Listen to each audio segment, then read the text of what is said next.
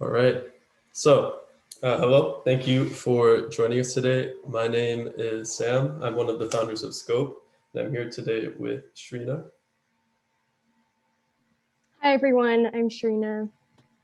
All right, great. So, before we begin, as you probably just heard, this meeting is being recorded, so we have disabled participant video since recording minors is illegal, and believe it or not, I don't quite want to go to jail. So, for those of you who are joining us for the first time, Scope is an event aimed at helping high school students discover their interests by exposing them to as many different topics as possible. Every month, we have a group of Berkeley professors from a wide variety of fields come in and talk about their research. I would also like to mention that we are looking for students to help us expand our event. So if you're interested in becoming more involved with Scope, please fill out the form linked in the chat by March 12th. We were having issues with people not being able to access the form, but that should be fixed now. I won't name who was responsible for this problem, but their name starts with Sam. So that was unfortunate. So for this event, we are excited to have 5 amazing professors with us, each a leading expert in their respective field. After each professor's presentation, we will have about 5 minutes of questions. So whenever a question pops into your head, please type it in the chat and we will read it out loud for you. So with that, I am pleased to introduce our first speaker, Professor Jelani Nelson. Let me just quickly make him co-host. Okay. So Professor Jelani Nelson is from Berkeley's Department of Electrical Engineering and Computer Science, and also the creator of Addis Code, a computer science program for Ethiopian high school students in Addis Ababa. So Professor Nelson, would you like to start us off? Yeah, sure. Thanks for inviting me. Let me share my screen. Can you hear me? Yep. Okay, great. So I was asked to tell you a little bit about what I do as a faculty member doing research. So here's a little overview of some of my research. I work in an area called sketching algorithms. Let me say a little bit about that. So you're given some data and a set of possible questions that you might want to ask about that data. And what you'd like to do is compress the data into a very succinct representation that allows you to answer questions, the questions you want to ask, just given access to this succinct representation. And I'll give you some examples in a second. And sometimes you have multiple data sets. So I have a data set, you have a data set, and maybe we want to compare our data sets or compute something about the aggregate of both. And we'd like to be able to, instead of communicate, one way to do that is I communicate my entire data set to you, and then now you have both, you can compute whatever you want. But that requires a lot of communication, right? I have to send my entire data set over the wire. Sometimes what we want is to be able to only exchange the compressed representation. So I compress my data set into this very succinct memory-wise representation, and I send that succinct version to you. And given only that, you can compute what you want to compute. So it reduces communication. And streaming algorithms are similar, but basically it's where the data set itself is being updated on the fly. And I'd like to maintain this sketch, this compressed representation, as the data is being updated. What are the benefits? Less storage, because it's a compressed representation you're storing. Maybe not, you throw away the original data set and only remember the compression. And now that could speed things up because you have a smaller memory footprint. Maybe now your data fits in cache instead of having to fit on disk or memory. And also in distributed computation, the example where there are many different servers, they each have their own data. They want to communicate across the servers to compute something in aggregate. You reduce bandwidth, basically the amount of bits you have to send over the wire. So a really simple example just to keep us grounded.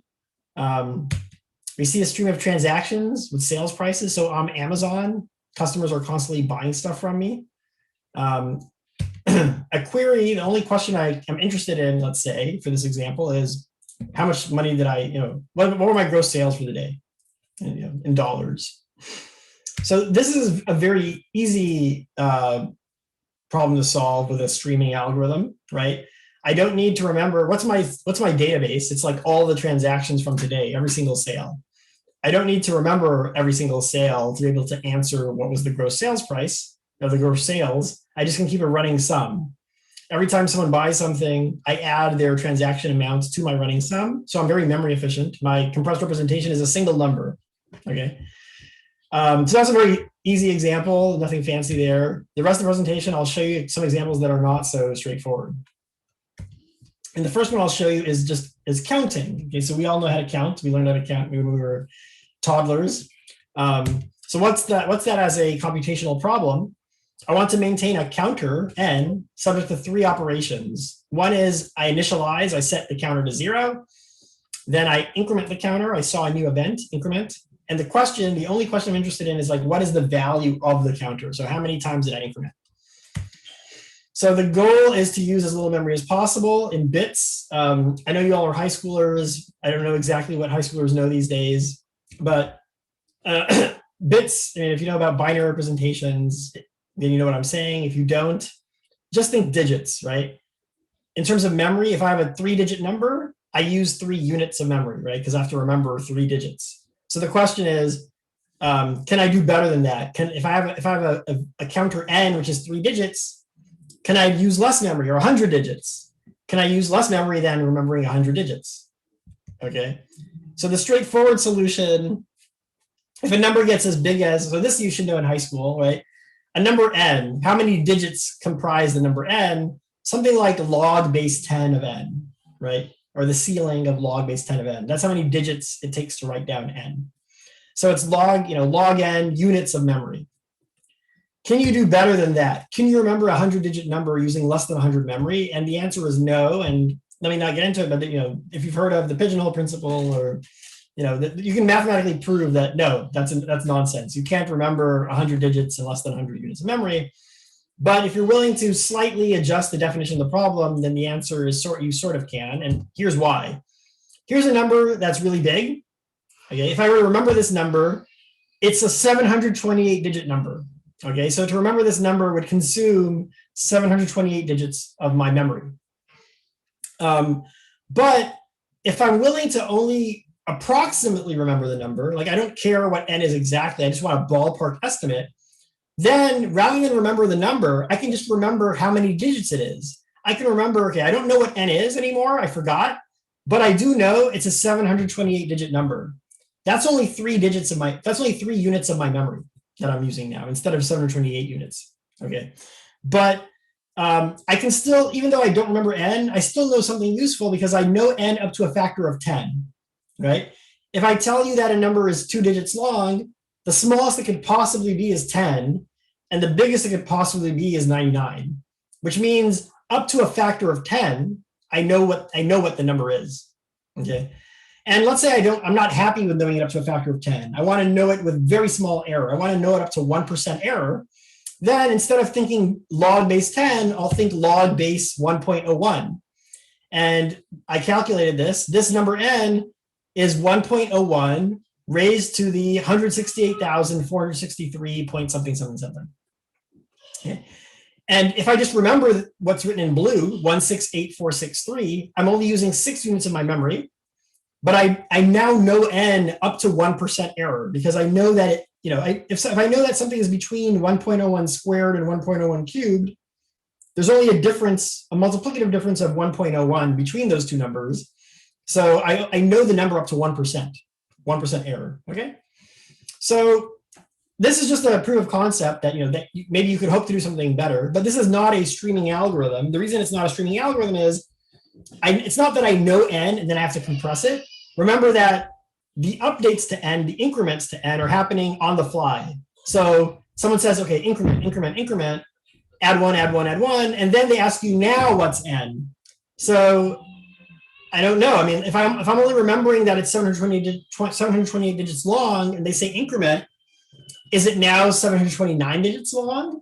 Well, I don't know. I mean, I don't know. Was it 9999999? 728 nines?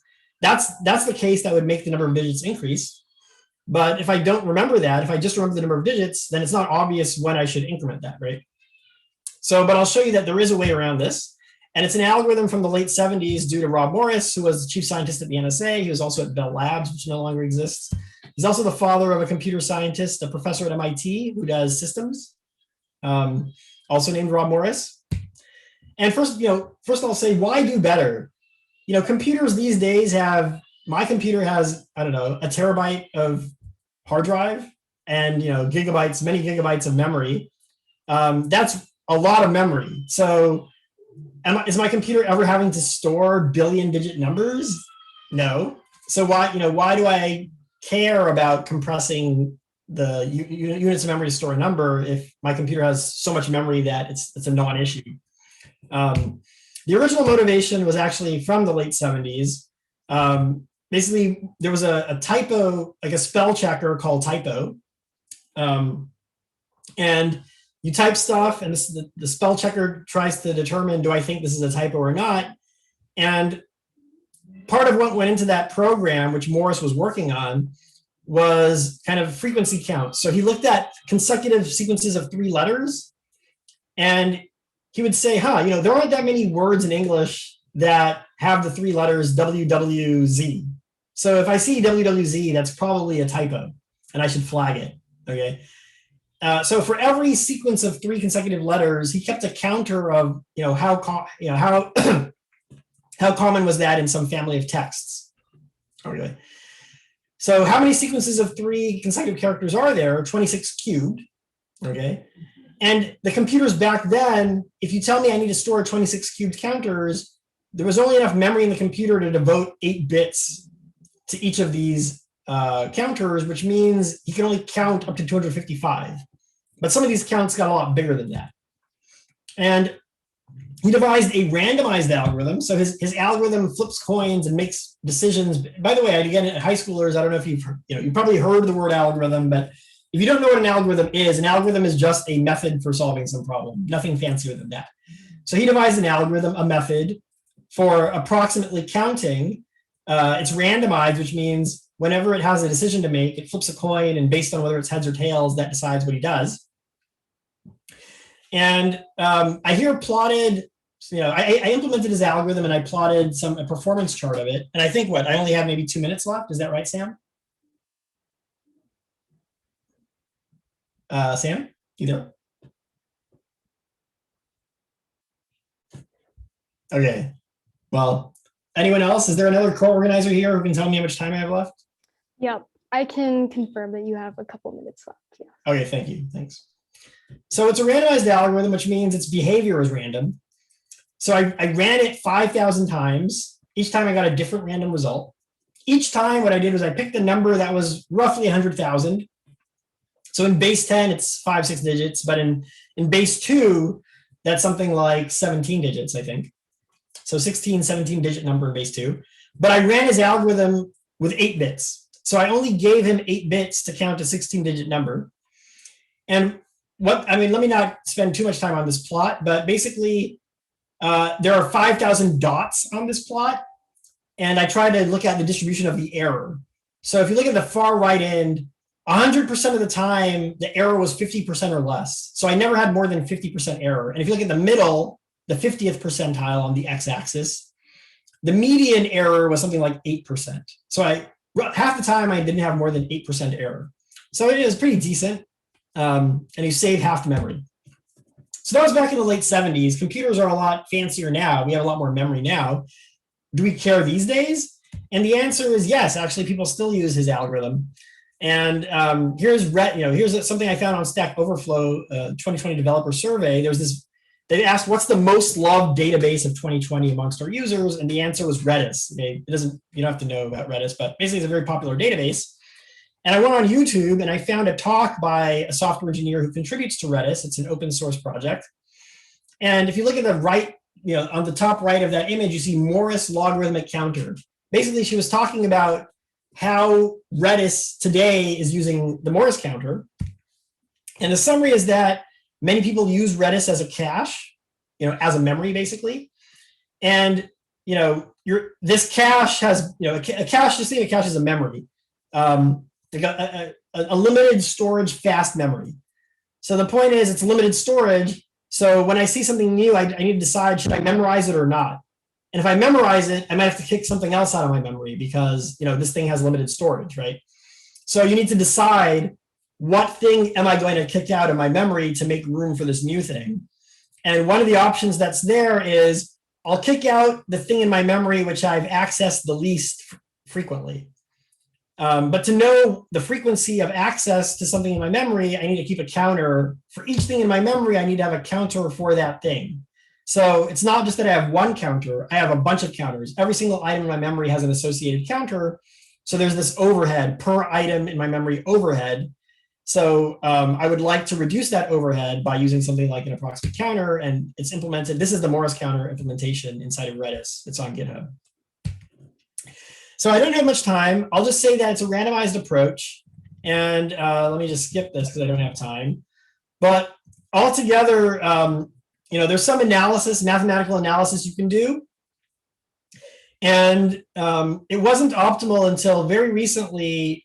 Me and a researcher I worked with, Huacheng Yu, showed that the optimal memory complexity for this problem is the following thing. So suppose that I want to know the answer up to 1 plus epsilon error. Say epsilon is 0.01, meaning 1%. I want to know the answer up to 1% error. And it's a randomized algorithm, and there's some probability that my answer is wrong, or it's not within 1% error. And let's say that tolerance probability I have is another parameter that I can set. Let's call it delta. So except with very small probability delta, think of delta as 1 in a million. Except for probability 1 in a million, the answer my algorithm gives you will be within 1% of the truth. Now the question is, how much memory do you need to give this kind of guarantee? And what we showed was, if you have a log n digit number, so the number is n, so it takes log n digits. So think log n is k. If you have a k digit number, your algorithm only needs log k digits plus log 1 over epsilon plus log 1 over delta memory. And furthermore, this is optimal. We were also able to prove, so I'm a theorist, so most of what I do is prove mathematically what can and can't be done with computers, okay, and how efficiently things can be done. We also proved that there is no algorithm. There does not exist a method. It doesn't matter how clever you are. It is a mathematical impossibility to use less memory than this, log n plus log 1 over epsilon plus log 1 over delta bits. Unfortunately, I don't have enough time to show you how you would prove something like that, but it is something that can be proven. And so I don't have that much time. So let me skip all this and just go to the very last slide, which is, there are other uses of sketching algorithms as well. Response time quantiles, meaning, let's say I have a system, like I'm Google, people are searching on my system all the time. I would like to know, what's the typical response time for Google to answer a search query? Is it getting the answer in like a millisecond, 10 milliseconds? And how about the 99.9th percentile? So I would like to know as a Google software engineer that 99% of the time that people search for things on Google, they're getting the answer within a 10th of a second. And if they're not, then that's a problem and I need to fix Google, okay? So I need to be able to measure these kind of statistics. There are sketching algorithms that do that. There are sketching algorithms that have been used to help track the spread of viruses on the internet. Sketching algorithms for optimization problems. I'm not going to get into that. You might not know what I'm talking about as a high schooler. Sketching algorithms for finding patterns in data. So here on the top right, I mean, this is a joke, okay? It's no, I don't think anyone actually uses sketching algorithms for this, but there are sketching algorithms to find correlations. This is a plot over time of a number of new COVID cases diagnosed in the United States. And you see it basically was going up and up and up. And then at some point it started decreasing, and funny coincidence, it started decreasing when something happened. But that's probably, I don't know, it's probably a coincidence, but funny coincidence. So that's all I have for you today. And I think the rest of the time is for questions. Is that right? Yeah, sorry, I'm back. I was having some technical difficulties. No problem. But yeah, so I guess we can quickly open the floor for some questions. So if you have any questions, feel free to just type them in the chat. I guess for now, I can kind of ask one I had. So Sure. why did you decide to go into academia? Yeah, so I had a couple of research experiences as an undergraduate. And I also had some internships, including one at Google, a summer internship. And Google has changed a little bit since then. I mean, that was 2005. You know, it was a big company, but it was a lot smaller than it is now. And you know, they treated the employees very well. We had unlimited free naked juices and odwalas, and like gourmet food, unlimited arcades on campus, etc. So I really like the environment, but I realized I didn't really like the work that I was doing. You know, it wasn't. I didn't find it as intellectually exciting as some of the research I had been exposed to, and I wanted to just devote my time to basic problems like how to count, right? Approximate counting. I mean, how much more basic can you get than counting? And yeah, I just felt like, you know, the place to do that was in grad school. So that's why I punted on working full time to go to grad school. And then once I spent more, you know, grad school was like 6 years, 1 year of master's, 5 years of PhD. And after doing that much research, I realized I really enjoyed research and I wanted a job where I could do research full time.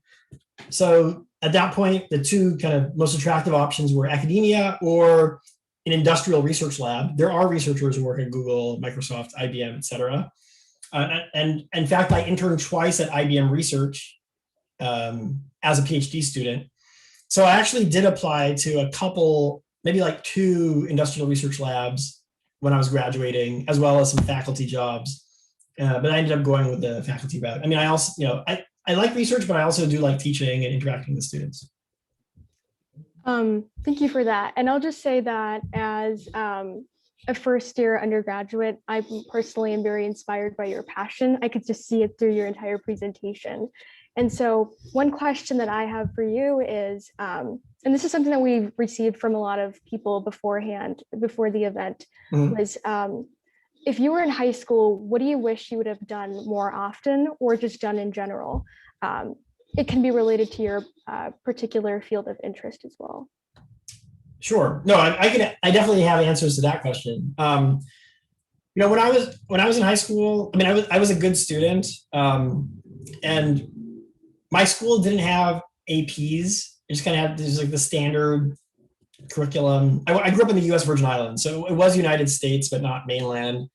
You know, we had math. Like the last math was calculus in senior year, and there's no calc BC or AB. It was just calculus.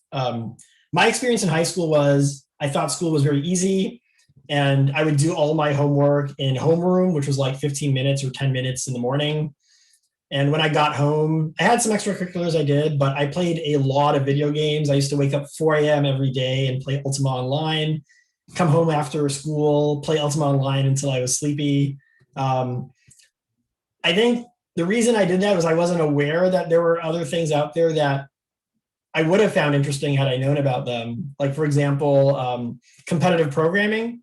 Once I got to college, I found out, I went to MIT for undergrad, and MIT attracts a lot of students who were competitive math people or competitive programming people, like the USICO and, you know, the IMO, IOI, things like that. So once I found out about that, I signed up for Top Coder as an undergrad. Nowadays, people use Codeforces or HackerRank, but it's a similar kind of thing. And it's this competition website where they give you algorithmic problems and you have to implement solutions as fast as you can and faster than other people. Had I known that such things existed in high school, I would have been all over that. It's just I didn't know. You know, I did get a C++. Like, so first of all, in my hometown, there was only one bookstore, and they did not sell CS books. So I had one C++ book, but I bought it on like a trip to the mainland US my senior year, and then I took it home and read it and taught myself C++. And I was really into like teaching myself things. Had I known that there were these competitive programming websites like USICO, for example, if you don't know about USACO, USA Computing Olympiad, I would have taught myself as much as I could have and tried to compete. But yeah. So self-teaching, and it's a lot easier these days. In my day, there was no edX, there was no Coursera, there was no MIT OCW, there was no YouTube. Okay. So these days, it's very easy for you to just go online and read something and try something out. So I think there's no excuse not to. That's wonderful. So hopefully we can all take something away from that. Me too, as well. Yeah, so I guess that concludes our first presentation. So yeah, thank you so much for taking the time to speak with us. We really enjoyed it. No problem. Yeah, so I guess, Shrina, would you like to introduce our next speaker? I'd be happy to. So right now we're extremely pleased to introduce our next professor with us, Professor Rosemary Joyce from the Archaeology Department. She happens to be the author of Ancient Bodies, Ancient Lives, Gender and Power in Pre-Hispanic Mesoamerica and Mesoamerican Archaeology, Theory and Practice. And from my understanding, she has a variety of special interests. So super excited to hear from you, Professor Joyce.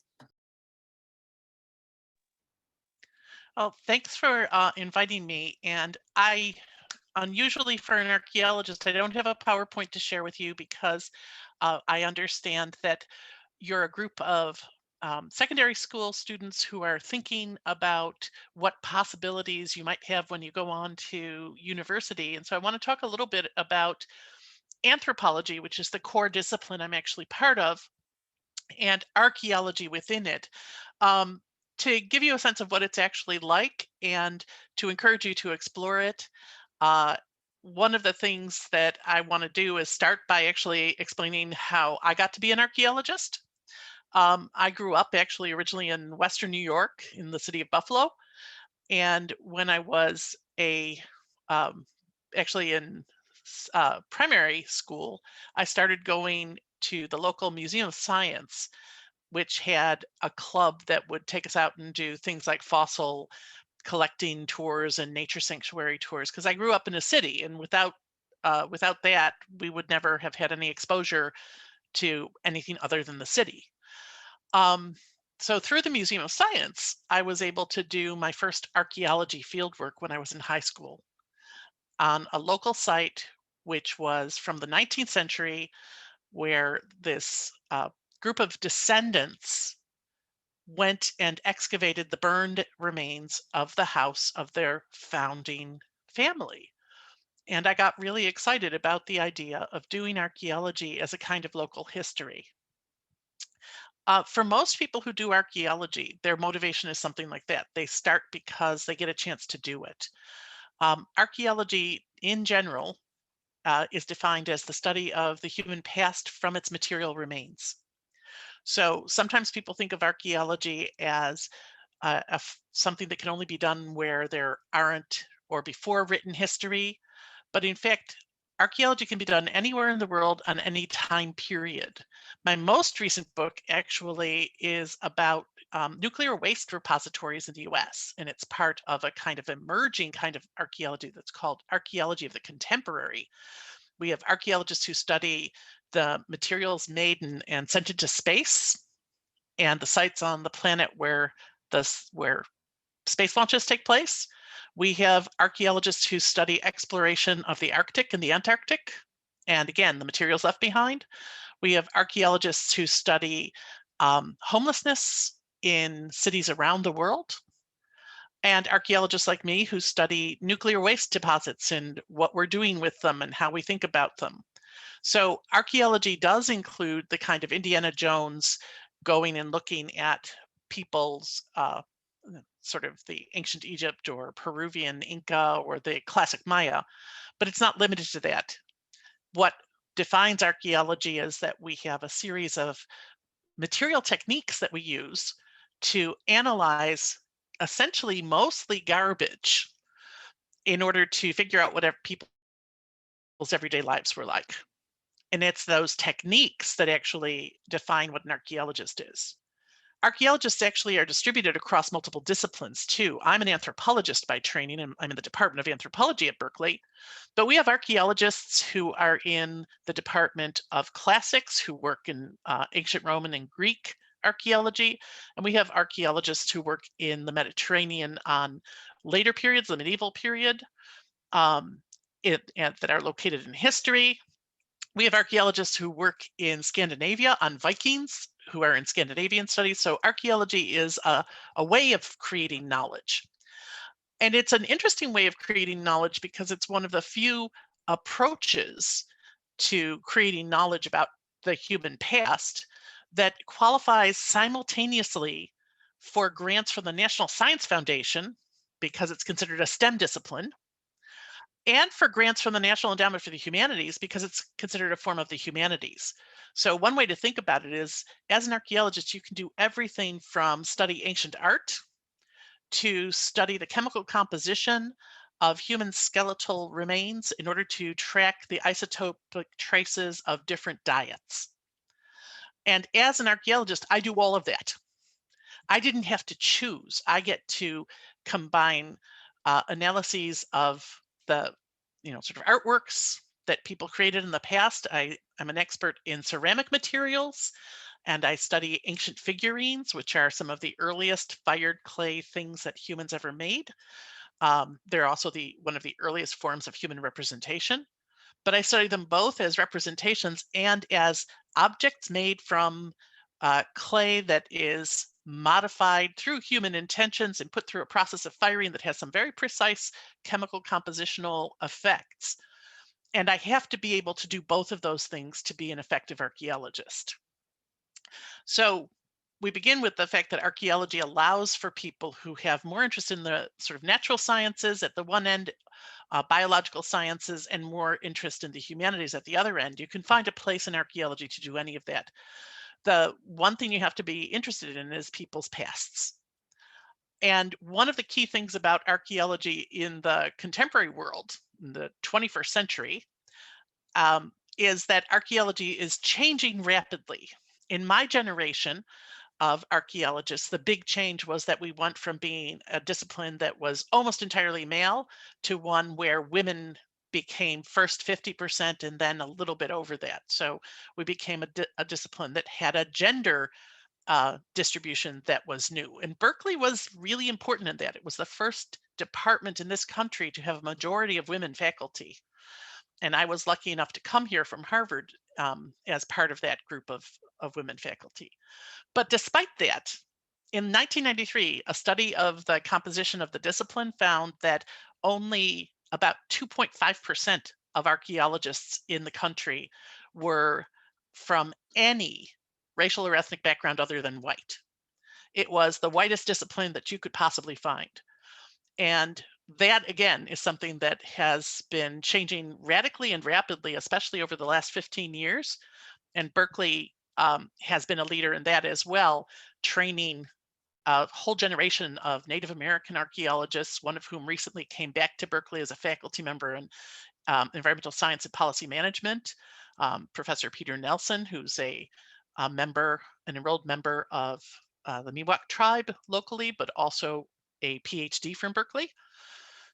And African American archaeologists, including one of the co-founders of the Association of Black Archaeologists, William White, who's a colleague of mine in my department. So we're a kind of discipline that took a long time to open up, but now that it's opening up, one of the things that is really exciting is that archaeological research happens in collaboration with communities. So the old Indiana Jones idea of grave robbers who go in and take stuff and go away, that has not been true for a long time. My research primarily was in Central America and Honduras until a coup in 2009. And since then, I've been working in Mexico in a collaborative project on the classic Maya civilization. In both of those places, I had to have the permission of the local government. I had to work with local communities, and I had to go to museums and schools and give talks and explain my research and publish it first in those countries. But beyond that, what we're doing today in archaeology, which again, I think attracts a lot of people to the discipline, is archaeological work that takes place collaboratively with the descendant communities. So if you're doing archaeological work in North America with Native North American sites, you can only do that if you're actually working in collaboration with the tribal authorities. And examples of that are research that's been done by recent PhD students in our department, working with tribal youth, high school students, helping them participate in the fieldwork of archaeology, which is the digging part that everybody knows archaeologists dig, but then also working with them to create media in which they represent their own experiences in something called zines, which may be more familiar to y'all than to me because I am not a digital person and I don't do these things, but basically digital publication about their findings. So I'm aware of the fact that you're a little bit behind time, and I'm sure that there are other people, and I wanted to leave time for questions. Fundamentally, if you're at all interested in the past, if you're interested in pasts of people who don't get represented through documentary history as much, which means all the people that were not the colonizers, and if you are interested a little bit in science and a little bit in the humanities and want a discipline where you can do all of that, archaeology is a good opportunity. And the final thing I would say is that we have a lot of people who do archaeology as a major. We're one of the larger social science majors, but not all of them go on and get PhDs and become university professors. Archaeology actually has a business sector. So if you get a degree in archaeology, you can go out and get a job with a BA working in what's called cultural resource management, which is the practice throughout this country of looking for archaeological sites and before construction projects happen, and if there are archaeological sites, doing enough excavation so that they can be cleared for actually destruction. So it's an interesting major because we send people off to employment related to the major, also in museums, which is part of my own work, as well as people go on to do a variety of other things, including getting hired in Silicon Valley by Google. So it's a good major for people who have a wide range of interests and don't want to, have to commit entirely to one end or the other end of the arts and sciences spectrum. Hopefully I didn't run through that too quickly. I didn't time check when I actually started, but I think that's probably more than enough, right? Yeah, no, that was fantastic. Yeah. So yeah, so if you have any questions for Professor Joyce, feel free to type them in the chat. I guess I can start us off with kind of like, when in your life did you decide that you wanted to do anthropology? When I was 7 years old, which is, a lot of people I run into when I travel internationally. When you come back in, the immigrations people ask why you've been out of country for 8 weeks, especially in Central America, where they don't necessarily think of going to a country like Honduras. I've gotten used to saying I'm an archaeologist and having people say, "Oh, I was interested in that when I was a kid." So I make the joke that I just never grew up. Archaeologist is one of those things you read about archaeological discoveries when you're a kid. And I read about Heinrich Schliemann's quest for Troy, the discovery of the real Troy. And I thought that sounded wonderful. I read a lot of myths and legends, and suddenly I was told that you could go and find the truth of the myth and legend. I think what happens is a lot of people get excited about archaeology, but I had the good luck to have that opportunity through my local museum to do some archaeology, and that sustained that interest and that allowed me to pursue it. I was also really lucky that my parents, my father was a steel plant worker, that they didn't discourage this. They didn't say, well, that's not realistic. I think one of the things that happens to a lot of people is you say you want to be an archaeologist and people think, well, I don't see jobs for that. And so they discourage people. But my parents didn't discourage me. They probably thought I would grow out of it, but they didn't discourage me. Thank you for that, Professor Joyce.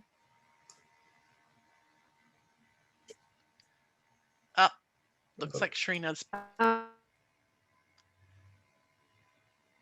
Okay, well, I guess you froze for a second, Shrina. If you could hear us, you might what I turn really off. took away is that you have. Hear me? Yeah. Okay. Yeah. Are we good now? Okay. Wonderful. Okay. Backtracking to what I was saying before. Something that I really took away from your presentation is that you have a unique perspective. Something you constantly hit upon with the fact that you thought about archaeology as creating knowledge, which blew my mind in many ways. And so the question I have for you is that if you were a high schooler or just younger in general, what kinds of resources or just activities in general do you think people can get their hands on, or something that you did personally, apart from like visiting the museum, that can really foster a unique interest or perspective in your passion? That is a great question. So one of the things I should say is there's something called the Archaeological Institute of America, which is a public membership organization.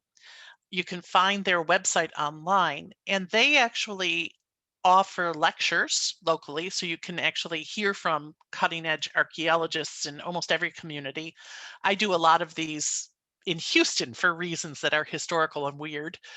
But their website also includes opportunities to volunteer on digs.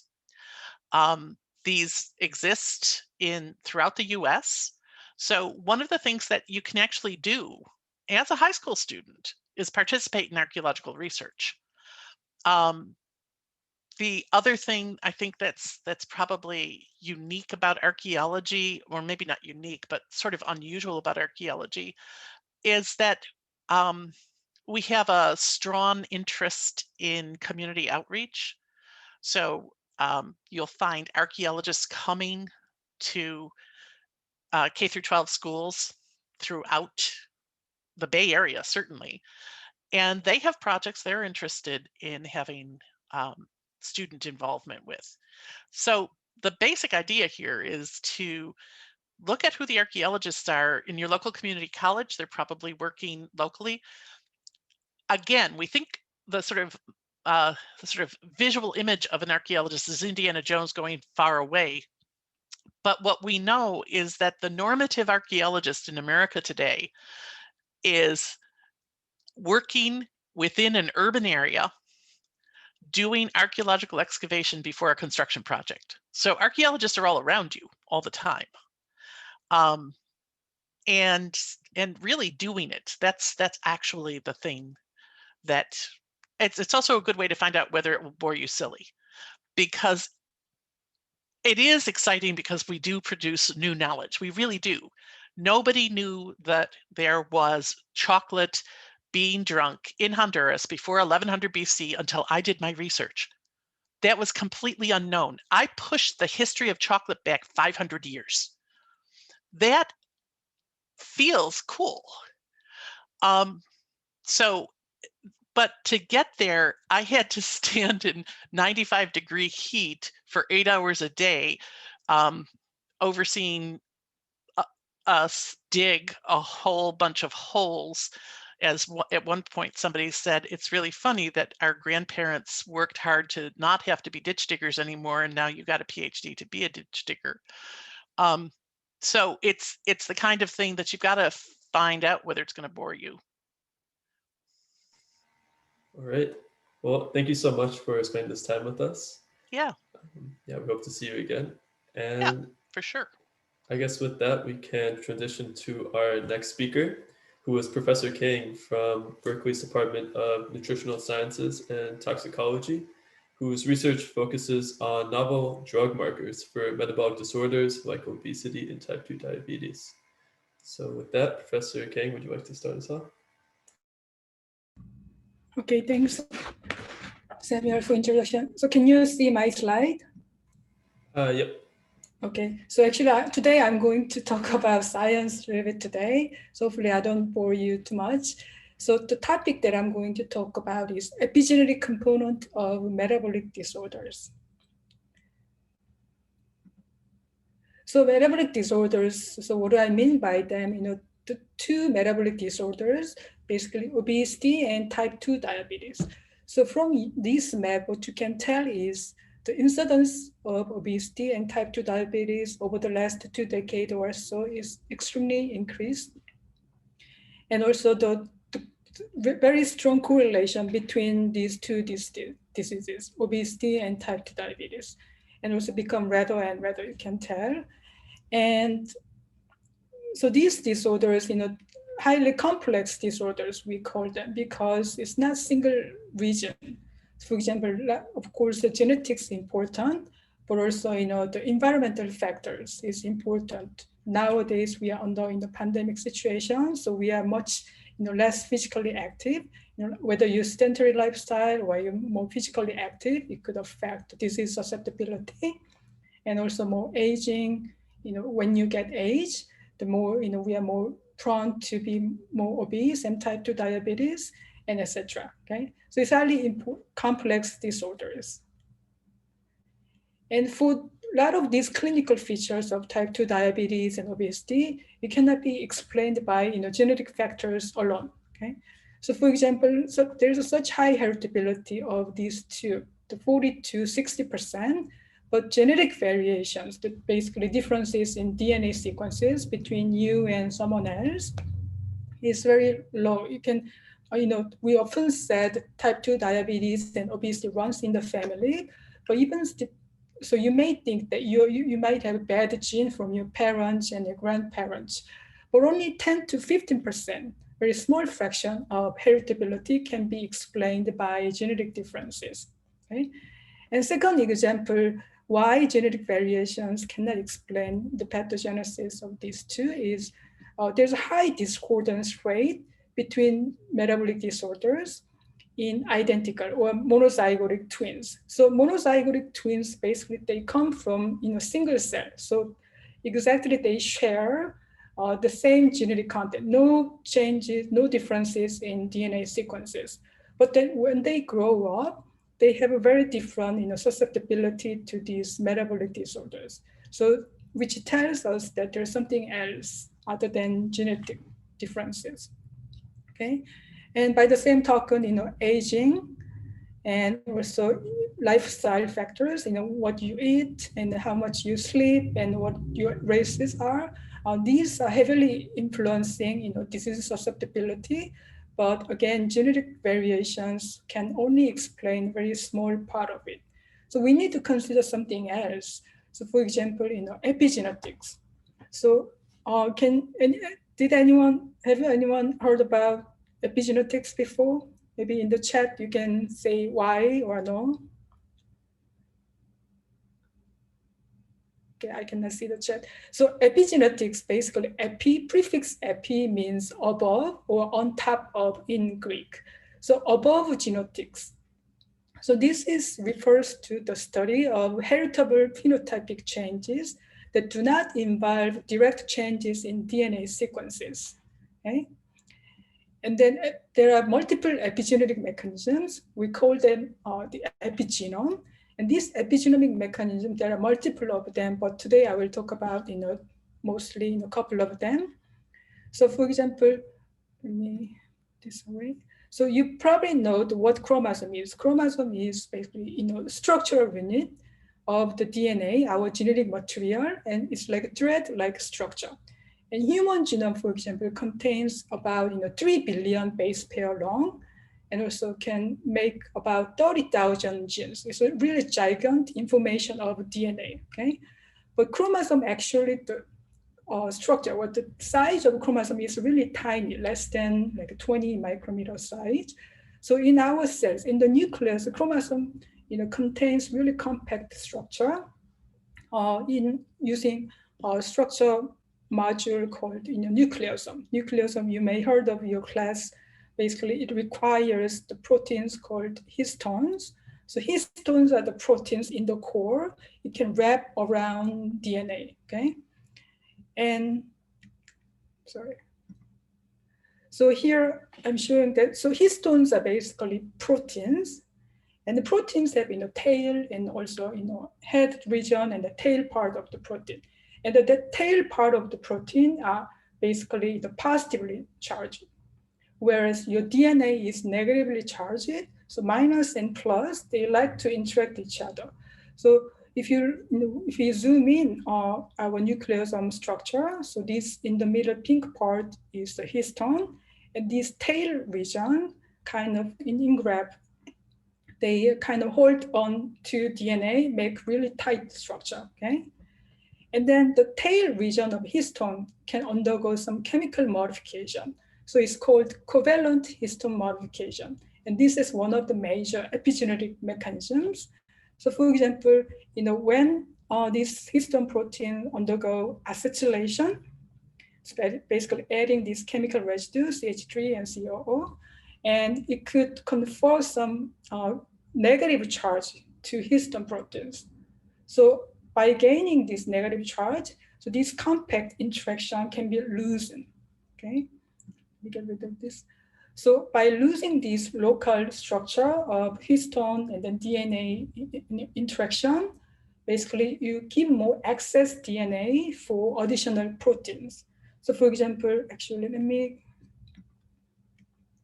go to next slide for a minute. So when you think about transcription regulation, and we need some kind of, a lot of proteins have to access to gene regulatory region. So since we talk about metabolism, let's give an example for we want to make insulin. Okay, insulin is the protein, but then it has to be coming from the DNA, right?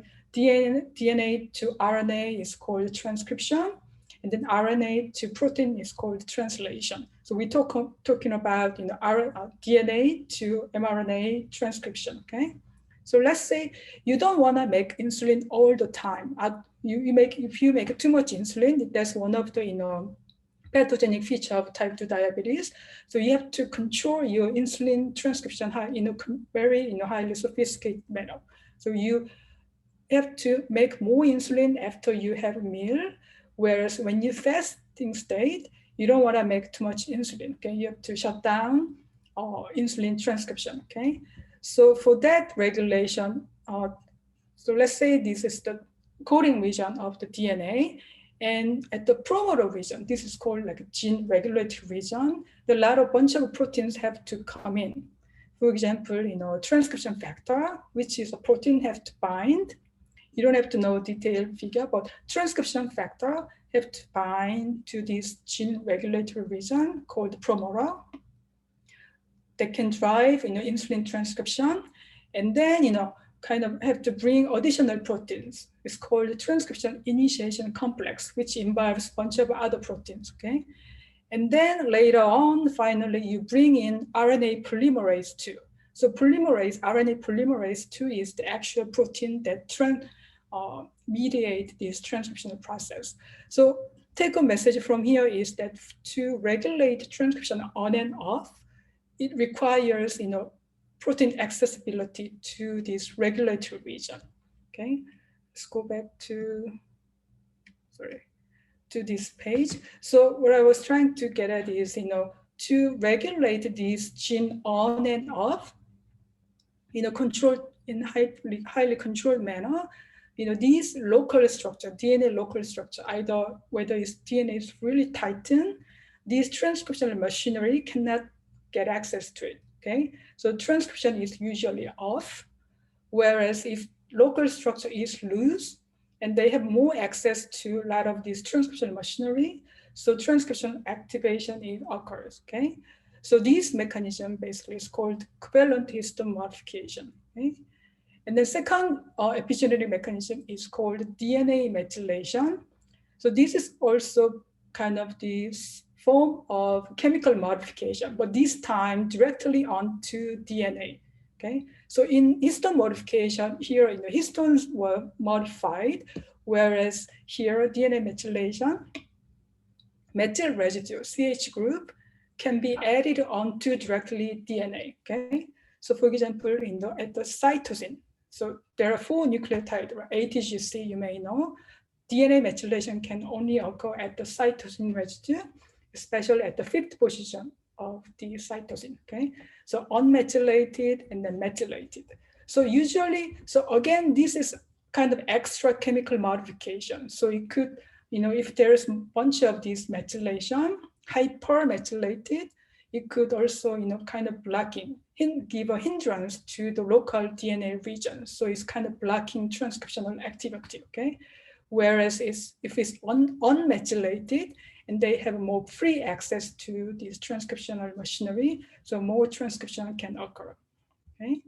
And then third epigenetic mechanism that I wanted to briefly mention is called non-coding RNA species.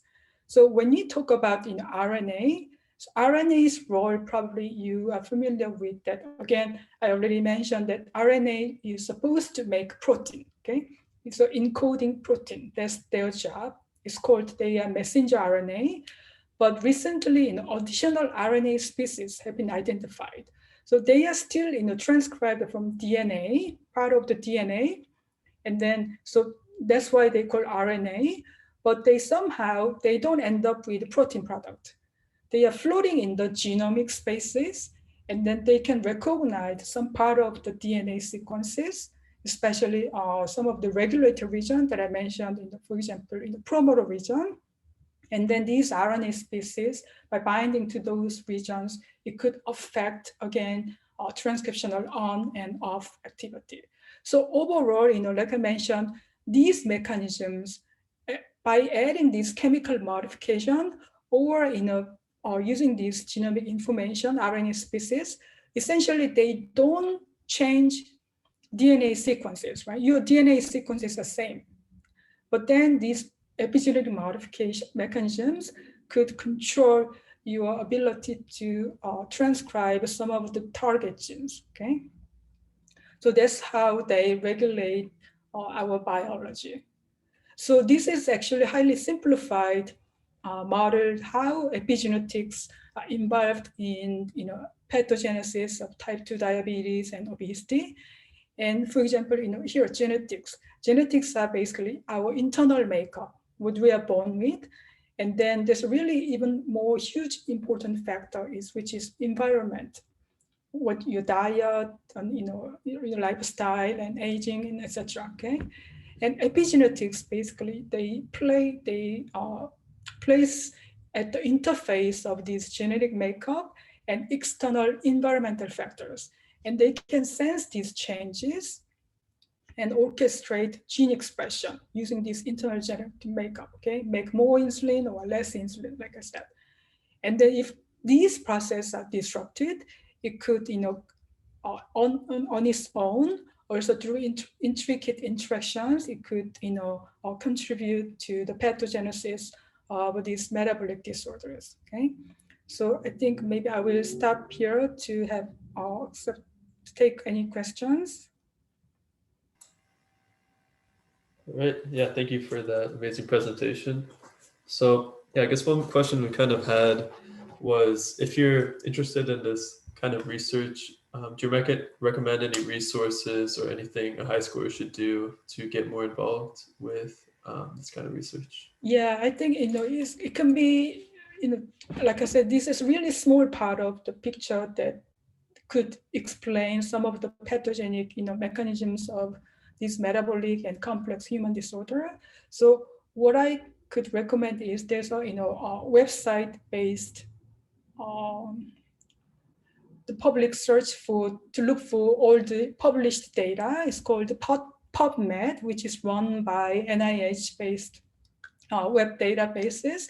So you can search, let's say if you're interested in epigenetics, and I study fat cells, adipocytes, you can type relationship between epigenetics, adipocytes, or type 2 diabetes and obesity. By putting some keyword, you can come up with a bunch of papers that are relevant to the topic. And so you can read, scan through some of the research articles. So you can explore, that. Also, another option is that, you can, I recommend in a couple of, kind of general journal, you may heard of like very prestigious, journal called like Science, like Nature or Cell, a couple of, journal, you can pick a couple of journals and go to their website and just read the even title of the paper, okay?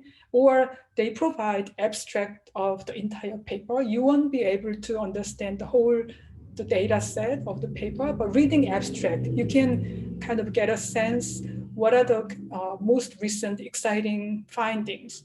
And if you become familiar with a couple of topics, you can more learn about specific topics as you go on. Thank you, Professor Kang. It was a pleasure to hear from you. Yeah, thank you so much. And definitely like working on literature reviews is something that you can do as a high schooler. So that was a really good recommendation. So at this time, we are extremely excited to introduce Professor Maura Nolan. She's the author of John Lydgate and the Making of Public Culture. And she specializes in late medieval English literature at Berkeley's English department.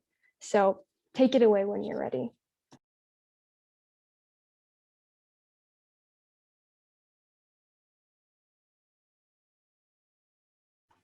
Hi, I'm just getting my video on. No worries, yeah. Okay, for some reason it's not letting me do it.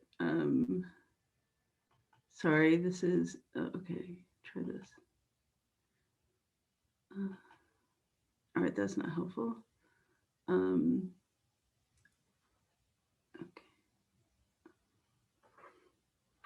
All right, I'm gonna try minimizing everything else and see if it.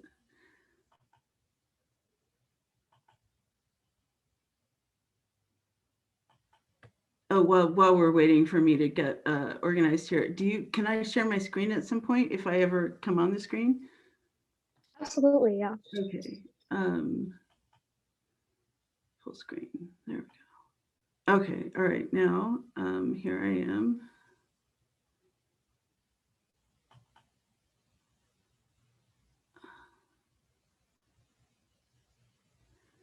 Okay, I'm still not seeing how I can turn my video on. Oh, here it is. Okay. Okay, yes, hi everyone. Sorry about that. I think I'm living up to the stereotype of humanist professors. Thank you very much for the introduction. And I did indeed write a book on John Lydgate, who is a 15th century English poet and widely known as the worst poet in the English language. And I felt it was a little quixotic of me to do that, but I actually thought he ended up being quite interesting. So as you can tell, since I work on the 15th century, I'm a medievalist. I study medieval English literature. Nothing could be more different than the previous presentation.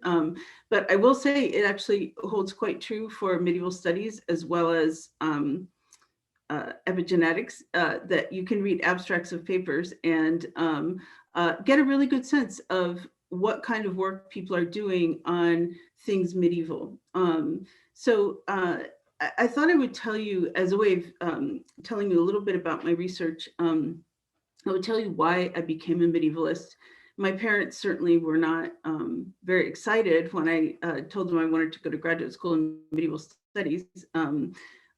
They weren't really excited until I ultimately got a job, and then they felt a bit better about it. But I took a Chaucer class. I was an undergraduate at Dartmouth College, and I took a Chaucer class with a man called Alan Gaylord. And I was transfixed. The first week I thought, I can't do this. It was all in Middle English, and the words seemed so impossible and so difficult. And I kept at it, and amazingly enough, after a while, I realized I could read it. And this is now, I've been teaching for 30 years, and I've taught many, many undergraduates how to read Middle English. And it is amazing. It happens to everybody. If you keep trying, because it's not really a foreign language, it is English. It's just English that's a little bit different. And so eventually, especially as you listen to the sound of it, your brain somehow kicks in and decodes it. And that's one of the central words I thought I would use to characterize what I do, which is decoding. I generally think of the Middle Ages as like a puzzle, a linguistic puzzle, because I'm an English department person. And a lot of what you're doing is figuring out what things meant at the time to the people who were reading them, given what they could possibly know about the world and the kinds of things that they were interested in. So a lot of my time is spent, for example, looking up words in the dictionary. And there's a special dictionary for that, the Middle English Dictionary. And there's also the Oxford English Dictionary, which is a fantastic resource.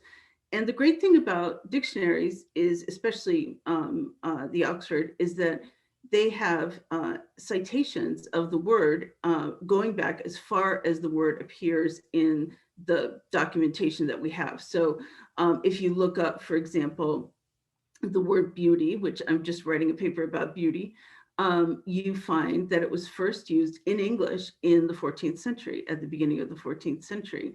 And that's quite interesting because my paper is about Chaucer, who I hope most of you have heard of, and beauty. And that tells me, writing the paper, that this was a kind of fashionable modern word, right? It was a new kind of word, like I'm sure you all can think of examples of new words that have appeared in the language in the last 5 years.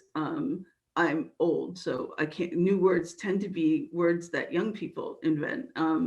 And Chaucer was a particularly inventive person and stayed that way until his old age. But so that's one of the pieces of the puzzle. Another element of the puzzle is deciding how much something from the past is like the present and how much it is different from the present. And a lot of times we look at the past and it seems very strange and different. The Middle Ages look really different from the present, right? There's no electricity, there's no internet, there's no automation of any kind.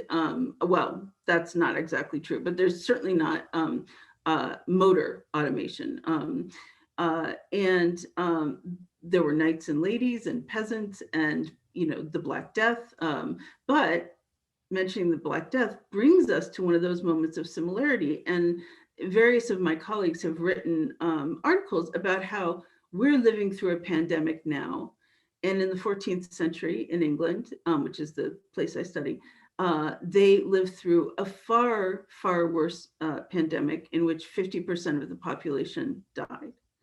And it's really interesting to look at the kinds of things that they did in villages and towns to protect against the pandemic. And a lot of them are quite similar to what we're doing, quarantining, for example. Unfortunately, they didn't understand where the true source of infection came from, but they did understand that it went from person to person. And some of the writing around the Black Death is incredibly painful and moving to read. And this brings me to the idea of being similar to the present. I was most entranced, I think, when I first studied Chaucer, by how much the emotional lives of people 600 years ago resembled the emotional lives of people now. So one easy way to show that is by looking at things like facial expressions and bodily manifestations of emotion. Something I have researched is in particular faces and how faces are represented in the Middle Ages. And, you know, when Chaucer wants to show that someone is afraid, he talks about them feeling butterflies in their stomach. When he wants to talk about someone being happy, he talks about them smiling. And so there are all these physiological ways in which people express and experience emotion that are totally transitive to the present. So that's why we can read Shakespeare's love sonnets and feel like we know what he's talking about when he talks about the feeling of being in love. And this idea that this incredibly different world, this world where, you know, nothing they did was like what we do, except in the broadest strokes, people felt the same way about each other as we do about each other. And that includes all the negative emotions as well. I've been focusing on the positive ones because I think it's good to stay positive in a quarantine, but so that this idea that the material world was incredibly different and yet the emotional or affective world is incredibly similar is probably the fundamental idea that underlies my research and my approach to the Middle Ages. And that's the puzzle that I'm always trying to figure out is what's different, what's the same. So I thought I would show you a picture from an article. This is from an article I published a couple of years ago, in which I had an experience of decoding. This is when I was working on faces. And I had gone to a conference in New York City at Fordham University. And the reason I went to this conference was because my niece was a freshman at Fordham. So as soon as she was accepted, I looked around for conferences so that I could take a trip to New York and see her. So I submitted this paper and it was accepted. And I have to confess, I was writing it the night before in my hotel room, which, you know, some things never change. And I hadn't intended to write about the image I'm going to show you in a minute. And, but I started writing about it. And then I realized that was my whole paper right there. It was such an interesting image. So how can I, Joe, just do share screen like normal? Yeah, that should work, yeah. Okay. Here it is. Okay, so this is, in a minute, I'll show you the close-up. So this is the page of a manuscript. The manuscript is a rule for nuns, a Benedictine rule for nuns written in the 15th century. And these rules are essentially conduct books. They tell the nuns how to behave, and they're very, very explicit. So what I was interested in, of course, were these pictures up at the top, these two faces. So let me see if I can, okay, can you see the close-up now? Or has the Yep. the picture? Yeah, we can see the close-up. Okay, thank you. Okay, so I was, it was probably 2 in the morning, and I'd been looking and looking at these two faces. They're very strange looking faces. And I started to write about them. I started to describe them. And as I did, I realized that they were actually depicting a scenario that the text was talking about. So the first thing I noticed was that this lady in the front is looking back at the woman behind her, right? And she is she looks very upset. I mean, look at her mouth. She looks like she's really, and then I thought, she also looks distracted. And then I looked at this woman and I thought, she looks kind of out of it. Like, look how her pupil is right in the middle of her eye, right? Our eyes don't look like that from the side. She looks very disconnected. Her mouth is open, so she looks like she might be vocalizing. And when I look down at the page, this is in Middle English. This is medieval handwriting. When I looked down at the page, I came across a statement that said, when you go into private devotions, you should be quiet, because everyone should be able to have their private worship at the same time. And I realized that what the scribe had drawn this picture of was one nun very angry at the other nun who is having a certain kind of devotion that was popular in the Middle Ages, which is this like out loud devotion. You'll notice how this nun is weeping, she's calling out loud. We have evidence from various texts in Middle English that there were people who worshiped this way. They would holler and cry, and they would be meditating on the Passion of Christ, and they would think about his suffering. So this lady in the back is doing that. And this lady in the front is looking really, really annoyed. And, I'm going to stop sharing now. So that's just an illustration of a tiny kind of puzzle that I decoded. And I think that's the joy of the research that I do, is that I didn't expect it. I wanted to write about faces. And so I went to the British Library manuscript site, which you can all do. Manuscripts are almost, there's probably 30% now, but all the best manuscripts are all digitized. So you can go to any of the British libraries and look for manuscripts and see the most amazing digitized pictures. So I went and you can do searches. I searched for faces and I got like 100 images, and I was just going through them and I came upon this one. And so what I found there was that this looked on the surface really strange and different. The handwriting obviously is hard for us to read. It's in a language we don't quite know. We don't have books that are handwritten like this. Even the images, they're wearing their nuns' coifs, so they don't look like, modern women. But when you look at the signals of emotion, we can recognize those. They are legible to us. And that's really the enduring fascination of the kind of research that I do. So, thank you.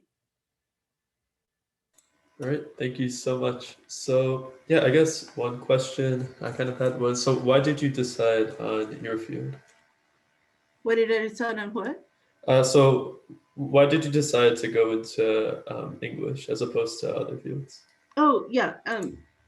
Well, I always really liked English. And, I know there's a lot of debate about being a humanities major versus being, you know, a STEM major or a more quote unquote practical major. And this is something I've done a lot of work on while at Berkeley. I founded a program called Berkeley Connect that is now in many departments on campus. And we talk to students from all over. And I did a lot of work with the Career Center as well, thinking about how humanities majors do. You know, there's this reputation that humanities majors don't get jobs. And all the studies show that that's not in fact the case, that humanities majors get jobs at the same rate that anybody else does.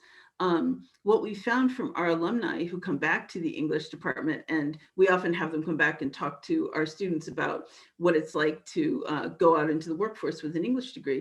And what they universally tell us is, I'm a better writer and reader than the people that I work with. And that has made me so much more successful than I would otherwise have been. And so I think that if English is something that you really love, if you love literature, if you like the idea of decoding the past or thinking about poetry, then you should major in English, because those skills that you develop are just as marketable as any other kinds of skills. Right. And one thing I found really captivating from your presentation was the attention to detail that goes into it. I could totally tell that is something that you would have to use on a daily basis. And so I'm just wondering, like, what are some activities or resources that high schoolers or even like undergraduates can use to foster the kinds of skills that are necessary to get good at English, or just in general to explore their passion if that's what they're interested in? Thank you so much for that question. And I really appreciate your observation about details, because in English, we talk about what we do as close reading. And that is one of the things that our alums who come back say, is that when I learned how to close read, I didn't just learn how to pay attention to a literary text or a poem or a novel. I learned how to pay attention. And so we had a judge come back and say, the amount of attention that I have to pay to every case that comes before me comes directly from my learning how to read closely in English. And there's so many fields in which that sustained kind of detail-oriented attention really, really matters. And so I think to foster that, one thing that you can do is, for one, start reading about what people have said about literature and reading the literary text itself. So if you really love a book, I'm trying to think of a novel that everybody probably has read. I can only think of ones that I don't like The Scarlet Letter, because I read that in high school. But if there's a book you read in high school that you really, really liked, get online and look to see both reviews, like on goodreads.com or on Amazon, and Google to see if anybody's written blog posts or articles about it. And take a look and see if you agree with what the person says, and see particularly if they are pointing out specifics about the text to support what it is they're saying. And then you go back and think, what are some specifics that I've noticed, and what do I think they mean? So I think it's really a matter of, like, one analogy I use to my students comes from football. I spent the first 8 years of my career teaching at Notre Dame, so I learned a lot about football. And at the time, Peyton Manning, who's long since retired, was a quarterback for Tennessee in college. He then went to Indianapolis, so I heard a lot about Peyton. And he said his first fall, the first season he played with the Colts, the hardest thing was that he would, the ball would be snapped and he would feel like everything was happening in fast forward. It was so much faster than being in college. And he said by the end of the season, he would take the snap, back up in the pocket. He would feel like he had all the time in the world, because his brain had to calibrate itself to the speed of play in the NFL. And it's really similar when you're thinking about learning a skill like close reading or fostering the kind of detail-oriented. You have to calibrate your brain to slow down, to look at every word, to pay attention to you get it. I mean, it's really the development of a habit and saying, oh, wait, I can't stop here. I've gotten the gist, but what do the words really say? And once you foster that habit, then you'll find you do it automatically, just like Peyton Manning eventually became a very successful quarterback. Right. And I think that just like in general, this is something that people who are interested in any field can learn from. You described it and related it to sports, but personally, I'm a molecular and cellular biology major, and I can tell that there's quite a bit that we can apply to that as well. So I really thank you for going into detail about that. Yeah, I think that in STEM fields, I mean, I'm sure that the other faculty who are here will confirm this, attention to detail is crucially important. And, you know, surprising details sometimes really, really matter. In fact, I would say that I think that's the central difference between learning you do in high school and learning you do in college entirely, is the level of detail at which you're paying attention to things. You know, because in high school you get broad strokes. You know, you learn about biology in the most general terms, and then when you get to college, suddenly you're in this world of incredible detail, and it feels overwhelming and at first. But just like Peyton, you calibrate yourself as you go on in college, and when you finish, you're very comfortable with that level of detail. And then grad school is a whole nother jump up as well. Yeah, so I guess also as a quick aside, I kind of grew up in South Bend, which is where Notre Dame is. So yeah, I can kind of relate to what you were saying. But yeah, I guess we can kind of end with kind of like a fun question.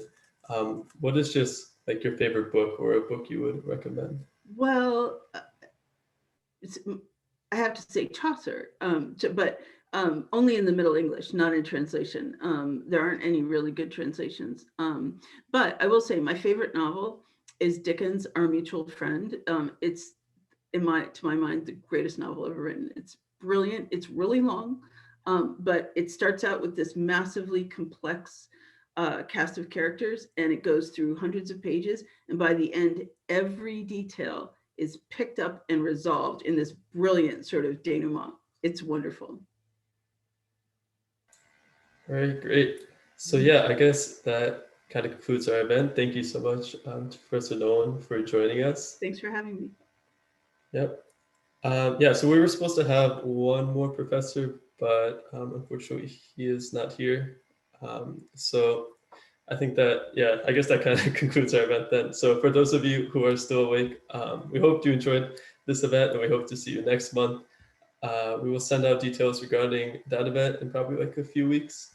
So we hope to see you there. And just quickly in the chat, we have a link to an interest form in case you want to get involved or just learn about how you can help other high schoolers learn about more fields. So that form is in the chat.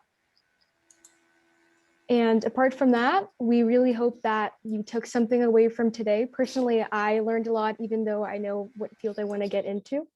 So yeah, thank you all for being here. Yep. See you soon. Bye-bye.